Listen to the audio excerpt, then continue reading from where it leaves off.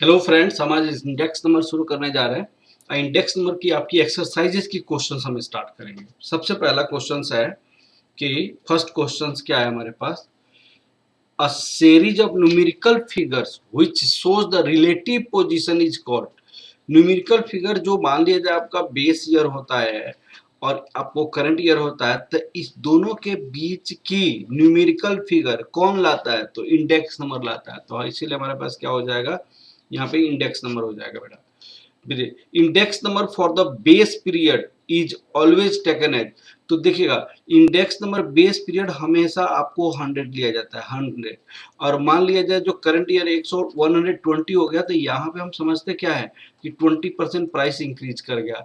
अगर सपोज कीजिए 130 हो जाए तो कितना परसेंट, 30% प्राइस इंक्रीज कर गया। तो इसीलिए बेस ईयर हमेशा क्या लिया जाता है, 100 लिया जाता है। तो यहाँ पे 100 हो जाएगा, ठीक है ना बेटा। Next, play a very important part in the construction of index number।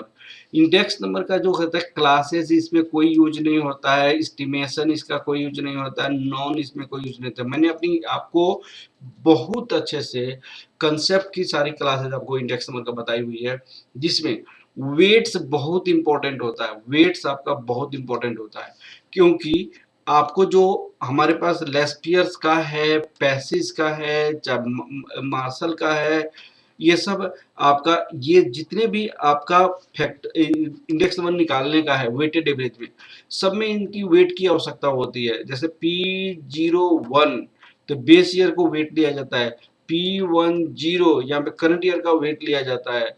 समझ गया ना। तो weights play a very important role, यहाँ पे वेट्स हो जाएगा, ठीक है ना। दूसरी बात है, यहाँ पे क्या होता है, the is particular suitable for the construction of index number.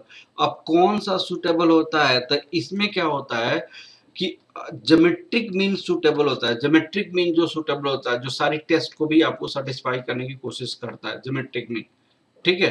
अब ज्योमेट्रिक मीन, आपको हार्मोनिक मीन के बारे में तो कोई डिस्कशन नहीं किया गया है, अर्थमेटिक मीन के बारे में डिस्कस किया गया है, लेकिन ये सुटेबल उतना नहीं होता है। ये ज्योमेट्रिक मीन आपको क्या होता है, सुटेबल होता है।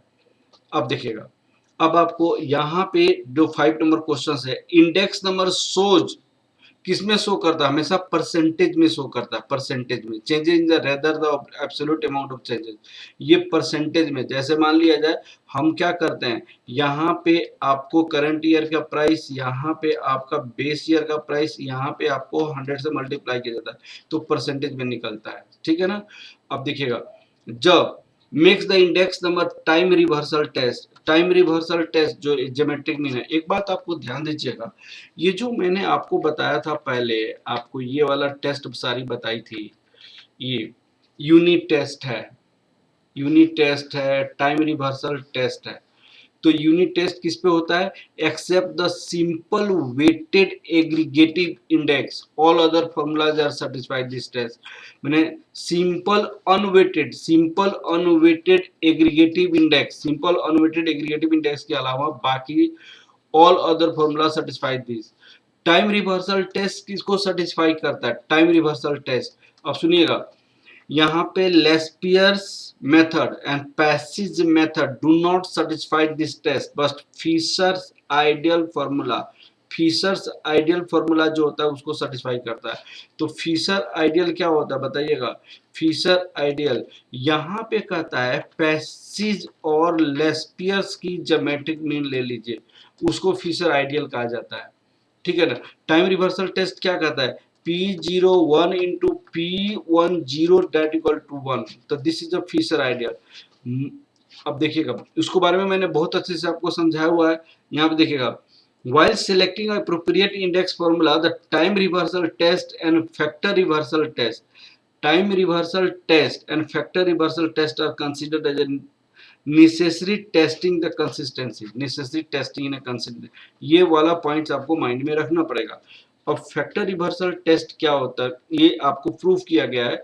यहाँ पे ये और ये बनाई गई पैसेज के बेसिस पे, ये और ये बनाया गया। फिशर्स क्या करता है, ज्योमेट्रिक मीन होता है, तो ज्योमेट्रिक मीन आपका बना गया, प्रूफ हो गया था। मैंने पिछले क्लास में सब समझाई थी। फैक्टर रिवर्सल टेस्ट में क्या होता है, अगर इसको इसको मल्टीप्लाई कीजिएगा तो ये 0 हो जाएगा। अब वो क्या करता है, फिशर्स इसको भी सेटिस्फाई करता है। Fisher index satisfy the factor reversal test. Factor reversal test में क्या करता है, अगर आप P01 कर दीजिए और क्वांटिटी 01 कर दीजिए तो वॉल्यूम आपका आ जाता है। This is factor reversal test because the Fisher's ideal satisfy both test. Second, factor reversal test, time reversal test and equal to ideal index. Fisher's को क्या कहा जाता है, आइडियल इंडेक्स। ये बात याद रखना पड़ेगा, बहुत सारा क्वेश्चन आएगा। सर्कुलर टेस्ट में मैंने आपको क्या कहा था कि अगर सपोज कीजिए हमने 1965 को 1960 की बेस बनाया और 1970 को हमने 1965 के बेस बनाया, तो अगर सपोज कीजिए 200 है, 150 है, तो 1970 अगर 1960 के बेस पे बनाया जाए तो 200 इंटू 1.5 दैट इक्वल टू ये हो जाएगा 300 इंडेक्स हो जाएगा। ये सर्कुलर टेस्ट करता है। ये क्या कहता है, the simple geometric mean of the price relatives and weighted aggregative of fix weights meet this test. ये दोनों सेटिस्फाई करता है। ये आपको याद रखना पड़ेगा बेटा आपको। अब इसी के बेस पे हमारे पास जो क्वेश्चंस आएगा वो मैंने आपको यहाँ पे बताया था। The makes the geometric mean, यहाँ पे क्या हो जाएगा, ज्योमेट्रिक मीन हो जाएगा। अब 7 नंबर क्वेश्चन देखिएगा, price relative is equal to, price relative is equal to क्या कहा जाता है, P1 divided by P0 into 100। ये करंट प्राइस, ये आपको क्या होता है, बेस प्राइस इंटू 100। तो ये फर्स्ट आपका गिवन प्राइस, तो ये आपका आंसर हो जाएगा सबसे पहला। फिर index number is equal to, index number is equal to average of the price relative, average of the price relative, ये भी हो सकता है इंडेक्स नंबर इक्वल टू जो भी प्राइस रिलेटिव्स निकाला गया उसका एवरेज, जो इंडेक्स नंबर निकाली गई, जो भी प्राइस इंडेक्स निकाला गया उसका एवरेज। ठीक है, नेक्स्ट है the dash of group of indices given the general index. General index क्या होता है, मान लिया जाए ग्रुप ऑफ इंडेक्सेस है A1 है, A2 A3 सबका है, तो हम क्या करते हैं, इसकी अर्थमेटिक मीन ले लेते हैं, A1 plus A2 plus A3 divided by 3 हो जाता है, तो अर्थमेटिक मीन हो जाएगा। Circular test is one of the test, तो इंडेक्स नंबर हो जाएगा, ये क्या हो जाएगा, इंडेक्स नंबर हो जाएगा। Circular test one upon test that is the index number. Dash is an extension of the time reversal test. Time reversal test का जो एक्सटेंशन होता है वो क्या होता है, सर्कुलर टेस्ट होता है, सर्कुलर टेस्ट। ठीक है, weighted geometric mean, weighted geometric mean related to the formula satisfy time reversal test. ये ज्योमेट्रिक मीन सेटिस्फाई करता है टाइम रिवर्सल टेस्ट। तो टाइम रिवर्सल टेस्ट को सेटिस्फाई करने का मतलब होता है ये फिशर इंडेक्स जो होता है वो सेटिस्फाई करता है। इसमें ज्योमेट्रिक मीन लिया जाता है, पी लेस्पियर्स और पैसेज का ज्योमेट्रिक मीन लिया जाता है। ठीक है ना, तो ये टाइम रिवर्सल टेस्ट को सेटिस्फाई करता है। अब देखिएगा, factor reversal test satisfy Fisher ideal. Factor ideal क्या करता है, फैक्टर रिवर्सल टेस्ट अभी जस्ट मैंने पढ़वाया था। तो फिशर आइडियल आपको क्या करता है, फैक्टर रिवर्सल टेस्ट को भी सेटिस्फाई करता है और टाइम रिवर्सल टेस्ट को भी सेटिस्फाई करता है। ठीक है ना, अब आगे की ओर बढ़िए।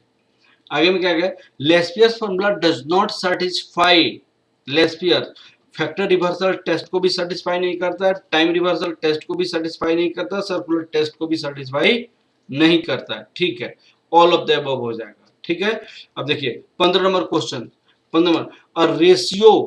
15 नंबर क्वेश्चन क्या होता है, अभी मैंने जस्ट पढ़वाया था आप लोग को लेस्पियर्स के बारे में। ये आपको ये फैक्टर रिवर्सल टेस्ट को भी सेटिस्फाई नहीं करता है, टाइम रिवर्सल टेस्ट को भी सेटिस्फाई नहीं करता है, सर्कुलर टेस्ट को भी सेटिस्फाई नहीं करता है। 15 नंबर, रेशियो और average of ratio express as a percentage is called index number. जो परसेंटेज के रूप में मेजर करता है उसको इंडेक्स नंबर कहा जाता है। देखिएगा, the value at the base time period serve as a standard point of the comparison. ये आपको क्या होता है, बेस को हम स्टैंडर्ड, उसको बेसिस पे हम कंपेयर करते हैं, दैट इज द ट्रू, उसको स्टैंडर्ड टाइम मान, उसको ट्रू मान कीजिए। सही है, false, both done. Index time series is a list of, time series क्या होता है, एक लिस्ट है, किसका, लिस्ट ऑफ नंबर्स फॉर 2 और मोर पीरियड्स टाइम। तो इसको क्या लिस्ट है, एक इंडेक्स का लिस्ट है। ठीक है ना बेटा, the time series is a list of index, ये माइंड में आपको रखना पड़ेगा। Index number are often constructed from the index number और option constructed from the sample, इस सैंपल से, जैसे मान लीजिए ये आपका पॉपुलेशन है, तो हम सारे के इंडेक्स नहीं लेकर चलते हैं, 10, 15, 20, 50 का हम लेकर चलते हैं, ये एक सैंपल हो गया, तो सैंपल को लेकर हम इंडेक्स नंबर कंस्ट्रक्ट करते हैं, ठीक है ना। फिर देखिए 19 is the point reference in the comparing various data describing individual behaviour. तो कौन सा पॉइंट होता है, सैंपल पॉइंट होता है कि बेस पीरियड होता है, एस्टिमेटेड, तो कौन सा पॉइंट को, तो बेस होता है, बेस यहाँ पे पीरियड लेकर हम करते हैं, तो ये वाला हमारा आंसर हो जाएगा। फिर देखिए the ratio of the price of a single commodity in a given period its price in the preceding year price is called the relative price. उन्होंने कहा कि ratio of the given personality related to base price is called price relative, इसको क्या कहते हैं, price relative, ठीक है ना, ये वाला आंसर हो जाएगा। अब आपको क्या है देखिएगा, sum of the commodity prices in a current year, sum of the commodity price in base year, simple aggregative index हो जाएगा।